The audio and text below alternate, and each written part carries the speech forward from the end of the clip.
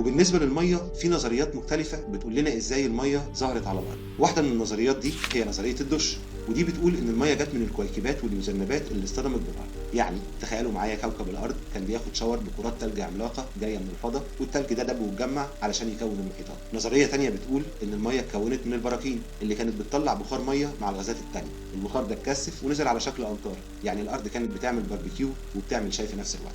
مش بس كده، في نظريه معمل الكيمياء، ودي بتقول ان الميه ممكن تكون اتكونت عن طريق تفاعلات كيماويه بين الصخور والغلاف الجوي الاولي، يعني لا جت من الفضاء ولا طلعت من البراكين. الصخور اللي في الارض في الزمن ده كانت مليانه مركبات غنيه بالهيدروجين، ولما الهيدروجين ده كان بيتفاعل مع الاكسجين اللي في الغلاف الجوي، ده بافتراض ان الغلاف الجوي كان فيه اكسجين اصلا، كانوا بيكونوا جزيئات ميه زي تجربه كيمياء كبيره بتحصل في الطبيعه. كل النظريات دي بتحاول تفسر لنا ازاي الارض بقت عندها ميه وغلاف جوي، لكن الحقيقه ان في جوانب كتيره لسه مش مفهومه بشكل كامل.